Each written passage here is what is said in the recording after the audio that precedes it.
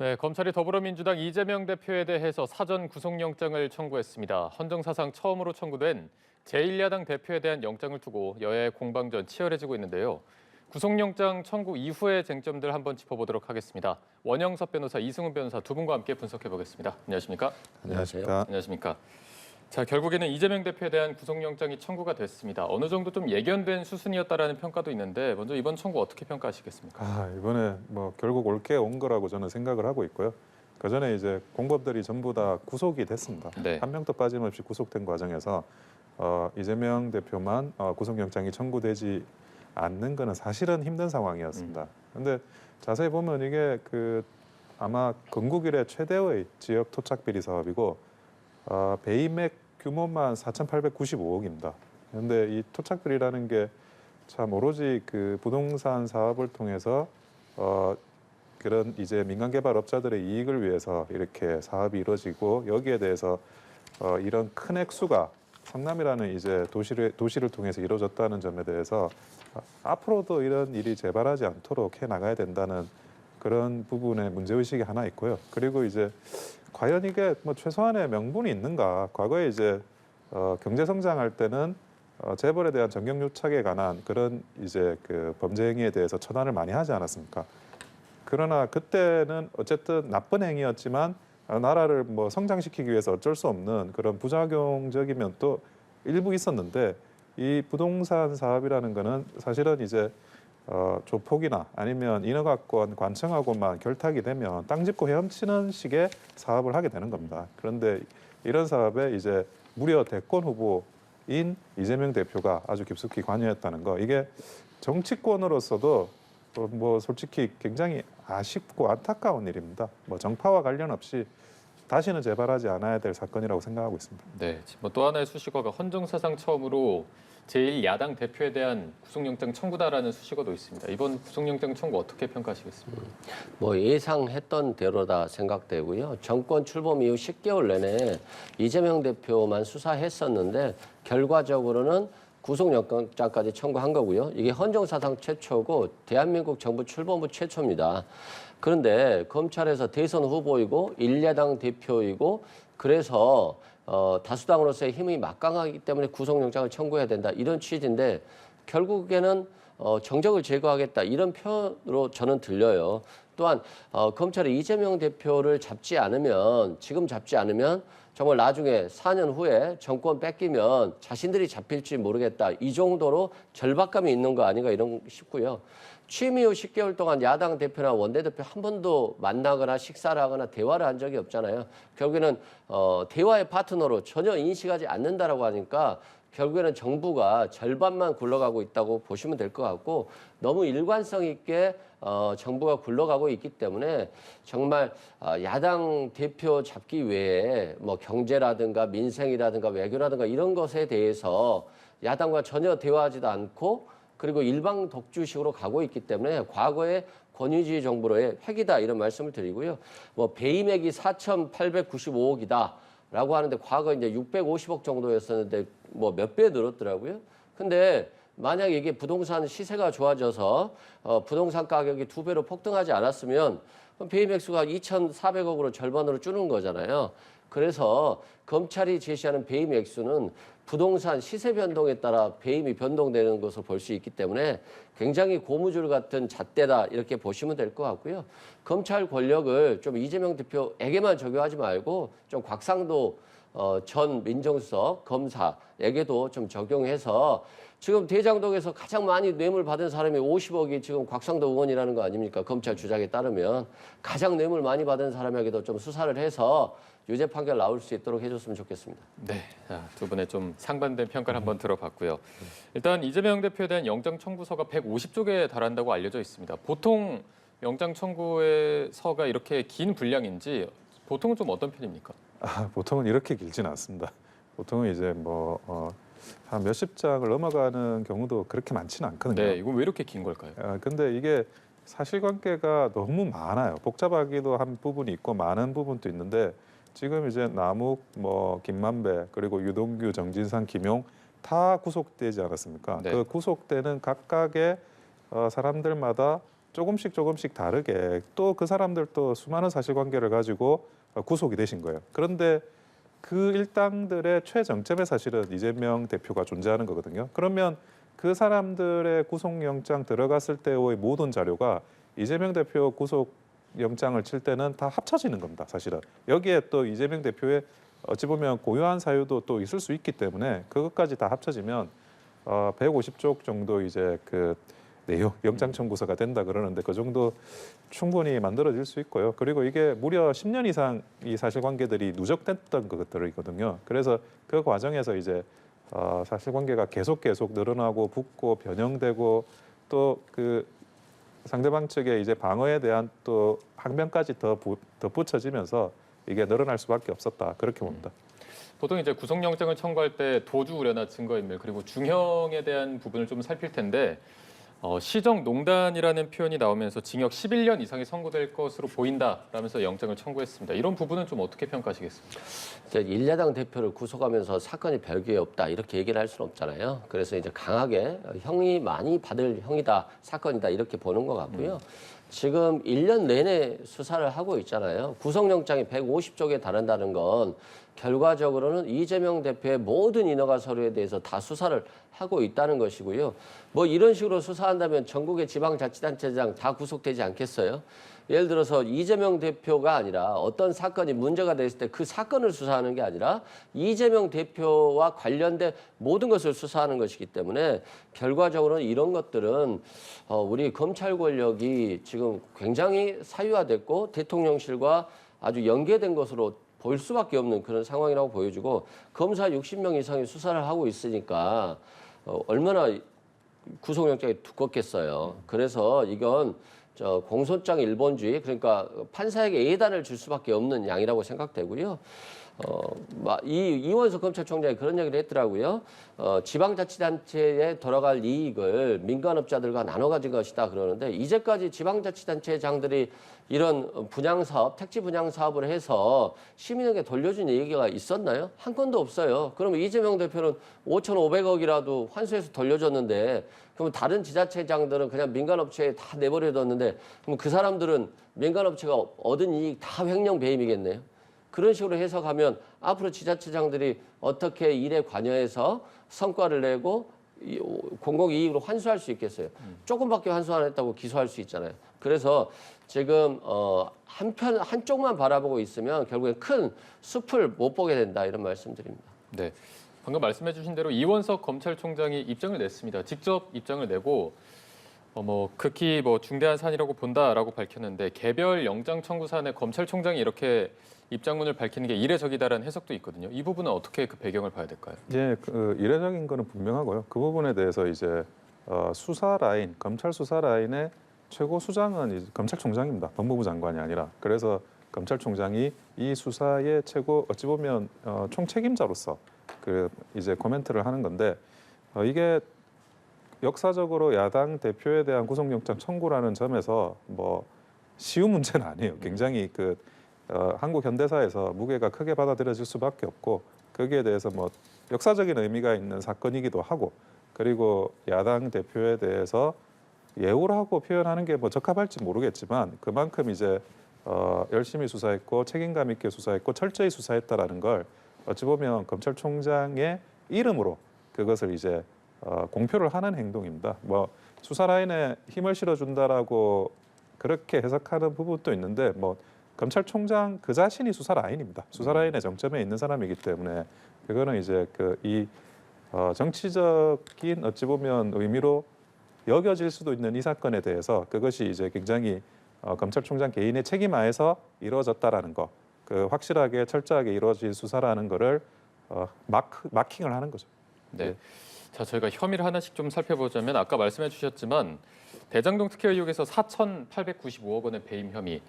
유동규 전 본부장에게 처음 적용했던 게 651억 원인데 한 7배 정도 늘어난 거거든요. 이 산출하는 계산 방식은 어떤 식으로 한 걸까요? 그러니까 이 경우는 택지 분양이익, 아파트 분양이익을 전체로 봤습니다. 그래서 9,600억 정도의 수익이 났다. 네. 그런데 이 중에 성남시가 한 70% 정도의 수익을 가져와야 되기 때문에 70% 수익에서 우선 환수한 1,830억을 뺀 액수, 나머지 액수 4,895억 전부를 이제 업무상 배임 액수라고 본 거거든요. 근데 이제 좀 이게 황당한 부분은 아파트 분양과 관련해서는 성남시에서 성남시 의회로부터 승인을 못 받았어요. 그러니까 아파트 분양 수익을 나눌 수가 없거든요. 수익을 가져올 수가 없는 거예요. 그런데 그것까지도 포함시켰다는 거. 그리고 대장동 일당들이 부산저축은행에서 1,400억을 대출받아서 토지들을 굉장히 매입해온 등 여기 이 토지주들과 굉장히 끈끈한 관계에 있었거든요. 그렇다고 한다면 만약 성남시나 성남의 뜰에서 70% 수익 가져올 게 너희들 30%만 가져라고 했으면 실제 이 대장동 사업은 이루어질 수가 없어요. 그런데 그러면 굉장히 이제 검찰이 무리한 요구를 하는 거죠. 성남시에서 요구하면 다 들어준다는 전제로 봐야 될 것 같고요. 두 번째는 공공이익으로 환수한 부분이 뭐냐면 1공단 공원화 사업으로 2,500억 정도 환수를 했고 터널 공사비로 1,100억 정도 환수를 했어요. 근데 이건 또 전혀 인정을 안 해줬어요. 이거 대법원 판결에 의해서 허위사실 공표가 아니다라고 했기 때문에 공공이익으로 환수한 건데 이 부분도 환수를 안 하고 모두 다 그냥 업무상 배임의 액수로만 들어가 있기 때문에 결과적으로는 배임 액수가 천문학적으로 늘어난 거다라고 말씀드리고요. 뭐 부패방지법, 이해충돌방지법으로서 성남시의 비밀 정보를 이재명 대표가 줬다라고 하지만 그러한 진술이나 증거는 아직 안 나왔거든요. 결국에는 뇌물 액수가 133억이에요. 근데 이 뇌물을 이재명 대표가 받았다는 것이 아니라 성남FC가 받았다는 거거든요.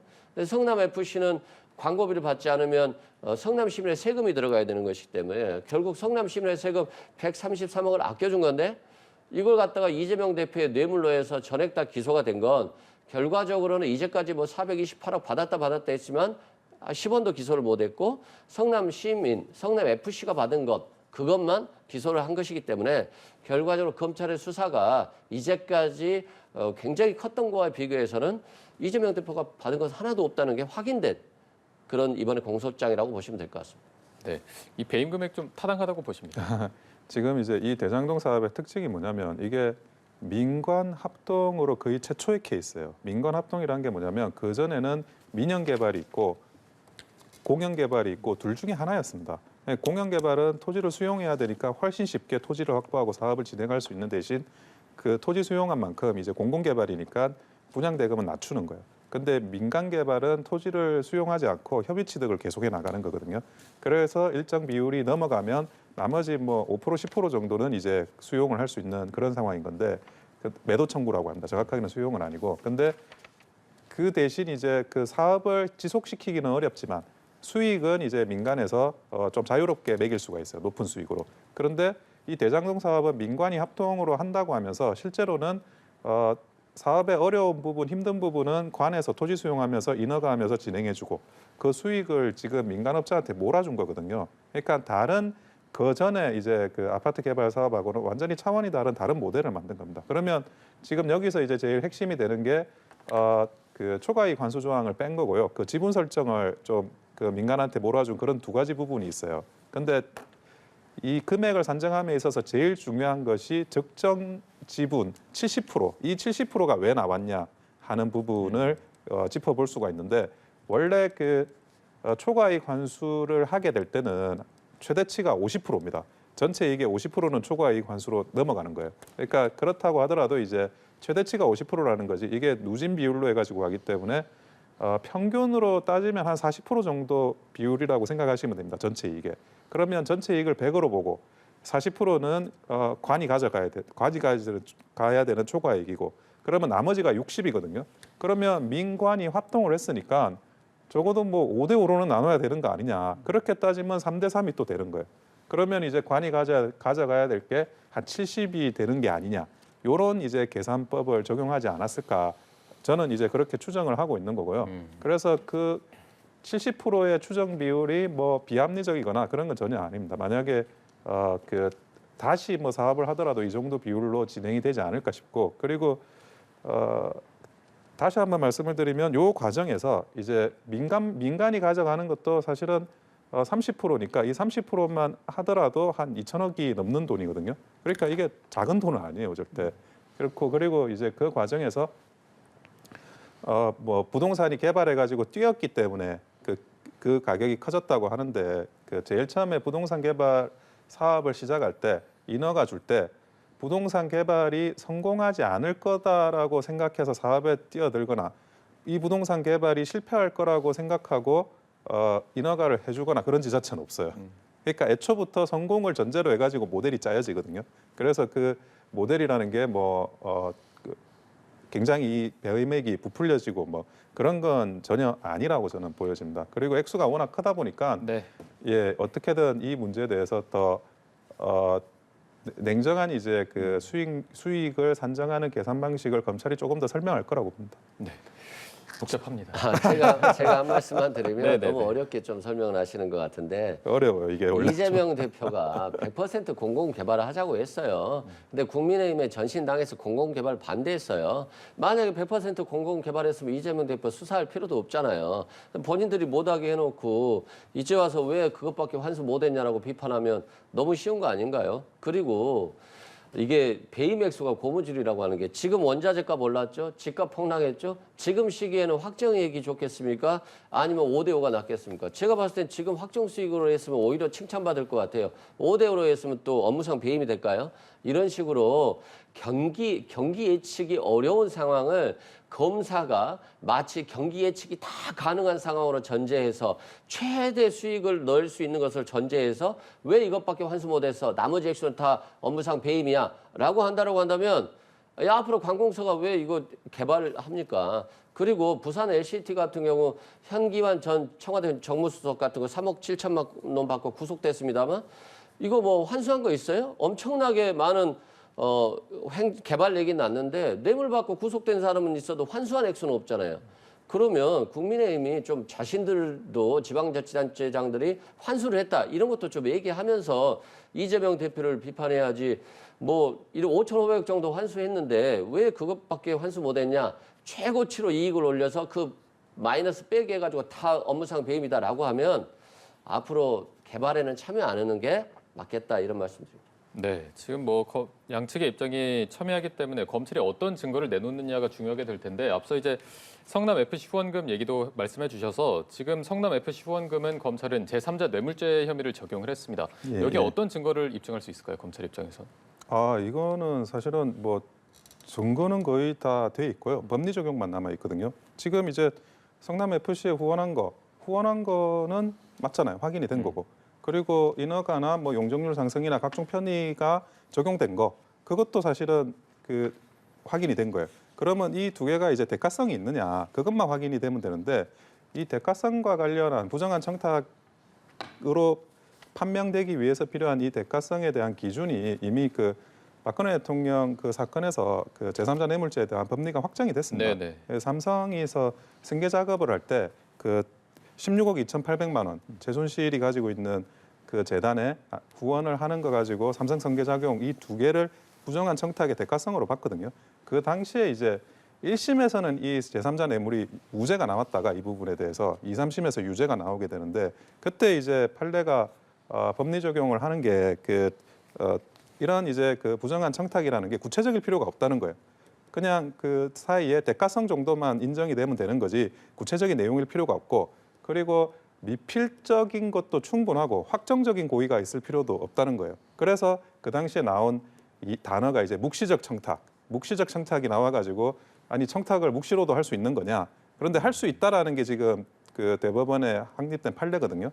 그래서 그 아주 넓게 포괄적으로 인정하는 그 기존의 판례를 볼 때는 이 사안도 이제 제3자 뇌물을 인정하는 데 있어가지고 뭐 크게 저는 어려움은 없을 거라고 보고 있습니다. 법리 적용 단계만 남아 있다. 예, 그렇습니다. 라고 보고 계신 거예요.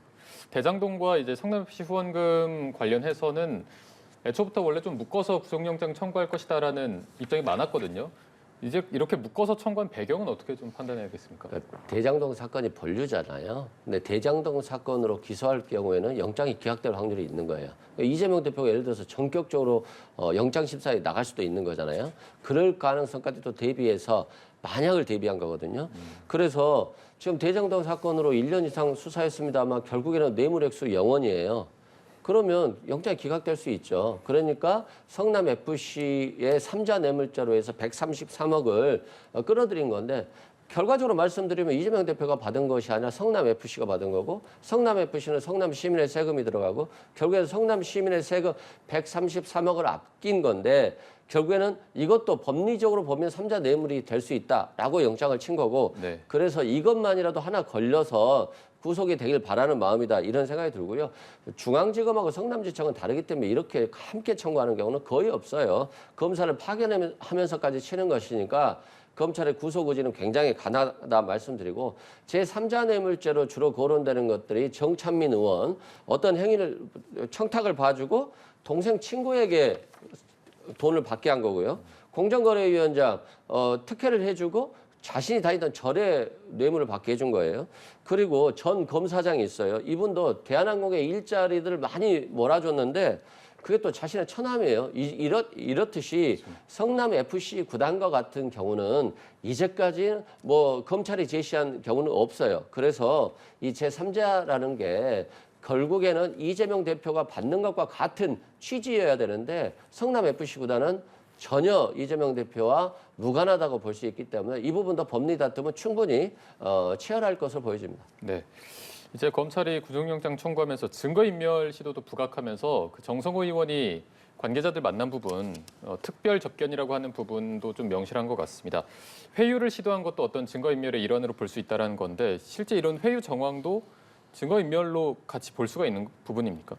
이 부분이 이제 그 과거에 박근혜 대통령 구속되는 그 사례를 좀 참고해 볼 필요가 있는데 그 당시에도 이제 대통령이니까 전직 대통령이니까 뭐 도망을 가겠냐 뭐 이런 그 이재명 대표 쪽에서 이야기하는 수많은 논의들이 있었어요. 네. 근데 그때도 핵심적인 이유가 뭐냐면 그 이재명 대표와 마찬가지로 박근혜 대통령도 그 주위에 사람들이 있지 않습니까? 그 사람들이 어떻게든 이제 뭐 증거인멸이든 아니면 위증교사든 이런 것들을 반드시 이제 꼭 구체적으로 박근혜 대통령으로부터 지시를 받진 않더라도 알아서 움직인다는 거예요. 묵시적으로 그렇게 알아서 움직일 가능성이 있고 그런 부분 때문에 이게 그 구속영장이 필요하다. 구속의 사유 중에 이제 증거인멸이 있는데 그런 부분들이 필요하다라고 이제 이야기를 했던 거고. 근데 여기서도 보면 정성호 의원 사건이 어찌 보면 대표적으로 그런 사건이라고 볼 수가 있는 거죠. 정성호 의원이 가가지고 뭐 이재명 대표 대통령 될 수 있다. 뭐 증거만 없다고 계속 이야기하면 대통령 될 수 있다고 이야기하고 그리고 이제 알리바이를 만들어라 이런 이제 이야기를 하지 않았습니까? 여기서 정성호 의원이 그러면 이재명 대표로부터 직접 지시를 받았냐 안 받았냐 그건 모르겠어요. 그거는 이제 나중에 뭐 밝혀져야 될 부분이지만 아니 안 받았다 하더라도 본인이 그러면 알아서 이런 행위들을 했다는 거지 않습니까? 이게 어찌 보면 묵시적으로 회유나 증거인멸을 하는 거거든요. 근데 특별 접견이라는 게 그 특별 접견이든 일반 접견이든 녹음을 하고 특별 접견에서는 수기로 기록을 합니다. 그거는 이제 이런 이제 공범 측의 누군가가 와가지고 회유하는 걸 막기 위해서 그거를 감시하는 거거든요. 교도관이. 그러니까 접견을 할 때는 변호인의 접견만 이제 비밀이 보장이 되고 나머지 변호인 아닌 일반인의 접견에서는 비밀이란 게 있을 수가 없어요. 왜냐하면 증거인멸 공모를 할 수 있으니까. 그래서 그런 부분인데 그거를 이제 무려 변호사시고 본인이 그리고 국회의원이신데 그 특별 접견을 활용해 가지고 이런 회유를 했다는 점에 대해서 사실은 그 우려하고 있는 게 터졌다. 그렇게밖에 볼 수가 없는 거죠. 지금 이제 뭐 정진상은 위로였다. 뭐 그런 이야기를 하는데 무슨 그 알리바이 만들라는 이야기가 위로가 될 수 있는지 네. 무슨 부모님 돌아가시면 상주한테 가가지고 알리바이 만드세요 하면서 위로하진 않잖아요. 네. 뭐 상식적으로 봐도 알 수 있는 부분. 제가 이 부분에서 한 말씀 드리면 저는 좀 너무 유치한 주장이라고 생각을 해요. 아니 그러면 교도소 접견 가가지고 고생한다. 그래 너희들 고생하고 언젠가 이재명 대표가 무죄 판결을 받으면 다시 대통령 될 수 있고 우리에게도 기회가 올 수 있다. 이렇게 독담을 해야 되는 것이지. 그럼 가가지고 야 너 그냥 알아서 잘 살아. 끝났어 다. 이렇게 얘기하겠어요?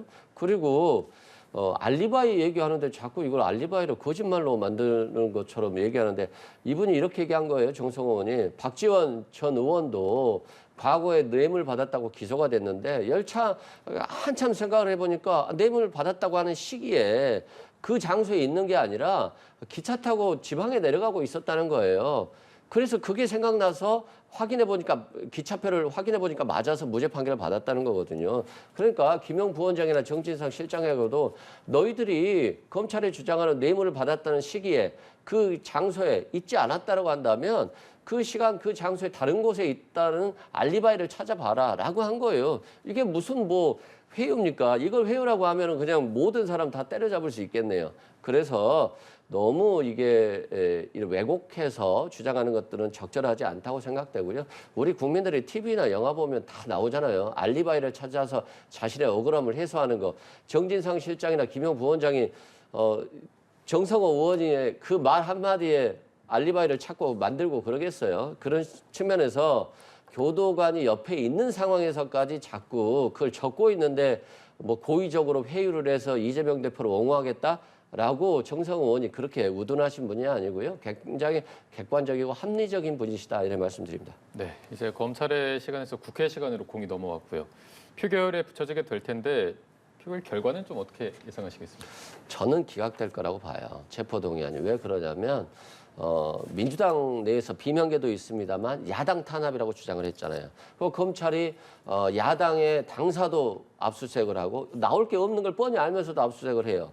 본청도 압수수색하죠. 그다음에 이재명 당대표에 대해서 한 300번 정도 압수수색한 것 같아요. 그러면 이걸 야당 탄압이고 정적제거라는 것은 누구나 알고 있는데 서로 이재명 대표를 싫어하는 어떤 비명계라고 할지라도 여기에 대해서 동의를 해버리면 민주당이 참 애매해지는 상황인 거예요. 그리고 만약에 지금 이재명 대표가 갑자기 체포동의안이 통과되면 민주당이 자중질환에 일어날 수도 있어요. 서로 간에 네 탓이다 내 탓이다 공방이 일어날 수 있기 때문에 저는 이제 당연히 체포동의안은 부결될 것으로 보여지고 다만 얼마든지 이재명 대표가 소환 3번에 응했듯이 항상 사법적 절차에는 최대한 협조적으로 수사에 임하고 재판에 임하는 게 맞다. 다만 체포동의안은 지금 현재로서는 거의 부결될 것으로 보고 있습니다. 네, 이게 부결이 된다고 하더라도 뭐 지금 뭐 백현동 관련 사업이나 쌍방울 관련 수사 또 정자동 호텔 관련까지 굉장히 많은 수사가 진행되고 있어서 그 이후에도 계속해서 구속영장이 청구될 가능성도 있는 겁니까?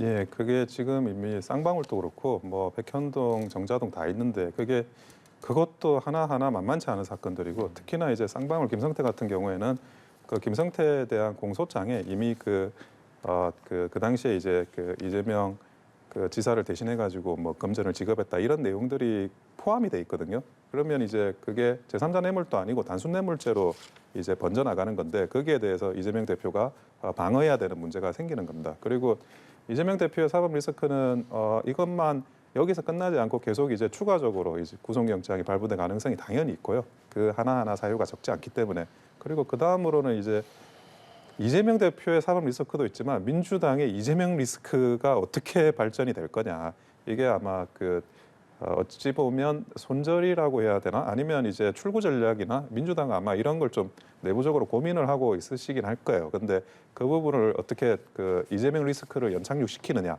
그 부분도 눈여겨봐야 될 부분입니다. 네, 알겠습니다. 저희가 오늘 말씀은 여기까지 들어보도록 하겠습니다. 지금까지 원영섭 변호사, 이승훈 변호사 두 분과 함께했습니다. 고맙습니다. 네.